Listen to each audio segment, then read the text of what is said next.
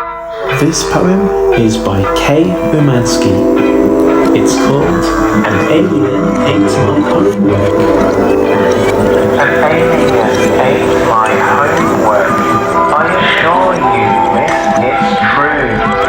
I know you think I'm fibbing, miss, but I like you.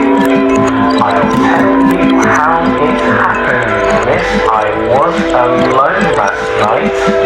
I finished all my songs, miss. Yes, I know I got them right.